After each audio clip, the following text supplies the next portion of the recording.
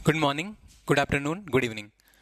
हम एक सीबीएसई में आया हुआ क्वेश्चन सॉल्व करते हैं। सीबीएसई में ये 2019 में पूछा गया है और ये क्वेश्चन पूछ रहा है कि two identical charges small Q. एक चार्ज हमारे पास स्मॉल क्यू गिवन है, दूसरा चार्ज हमारे पास स्मॉल क्यू गिवन है। दोनों सेम चार्ज है, दोनों एक दूसरे से 2 मीटर की डिस्टेंस पे एयर में रखे जाते हैं। दोनों एक दूसरे से कितने मीटर की डिस्टेंस पे रखे जाते हैं? 2 मीटर की डिस्टेंस पे रखे जाते हैं। अब क्या हुआ, एक थर्ड चार्ज जिसकी वैल्यू कितनी गिवन है हमारे पास? क्यू गिवन है। तीसरा चार्ज है जिसकी वैल्यू कितनी गिवन है? Capital Q. अननोन मैग्नीट्यूड, हमें इसका मैग्नीट्यूड भी नहीं पता और साइन भी नहीं पता। ना तो हमें ये पता है कि ना ये पॉजिटिव है या नेगेटिव है, हमें ये भी नहीं पता। और ये कितने मैग्नीट्यूड का है हमें ये भी नहीं पता। ये इन दोनों चार्ज को ज्वाइन करने वाली लाइन के ऊपर रखा जाता है और रखना कुछ इस तरीके से है कि ये सिस्टम कैसा रहना चाहिए, इक्विलिब्रियम में रहना चाहिए। पता करो कि इसकी पोजीशन क्या है, इसका नेचर क्या है। तो देखो, सबसे पहले तो हम एक कोई चार्ज रख देते हैं। यहाँ पे हमने एक चार्ज रख दिया कैपिटल क्यू।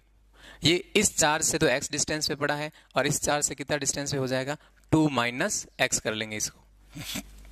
ठीक है, ये हमारी इसकी क्या हो गई? डिस्टेंस हो गई। अब बात करते हैं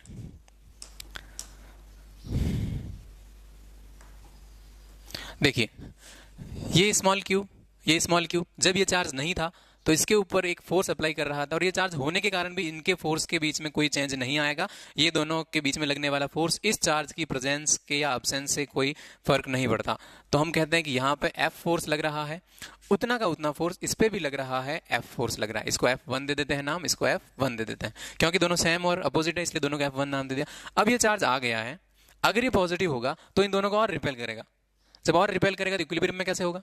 हमें चाहिए कि सिस्टम कैसा होना चाहिए? इक्विलिब्रियम में होना चाहिए। इक्विलिब्रियम में लाने के लिए हमें इसको क्या रखना पड़ेगा? माइनस रखना पड़ेगा, ताकि यहाँ पे ये फोर्स कैसा रहे? अट्रैक्टिव रहे। इसको हमने नाम दे दिया F2 और इसके ऊपर भी फोर्स कैसा लगना चाहिए? अट्रैक्टिव लगना चाहिए, जिसको हमने क्या नाम दे दिया? F3 नाम दे दिया।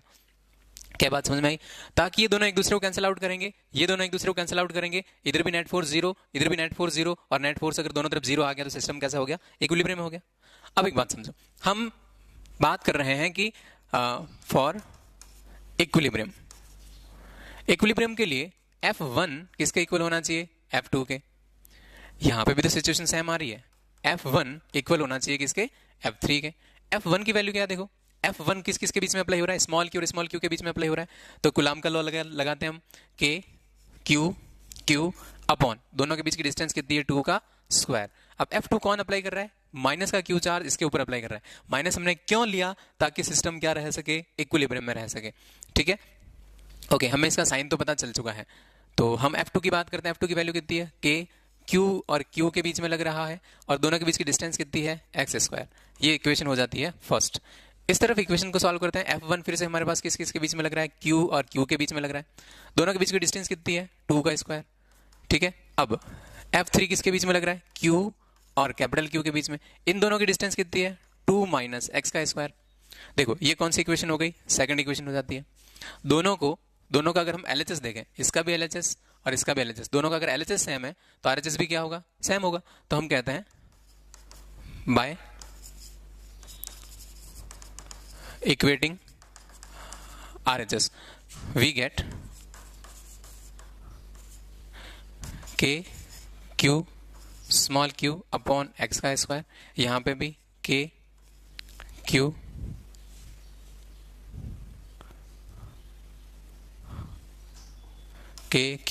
Small q upon 2 minus x का होल स्क्वायर। देखो, K Q दोनों कैंसिल आउट हो गए, ये इस तरफ आ जाएगा। 2 माइनस एक्स का होल स्क्वायर ये इस तरफ चला जाएगा।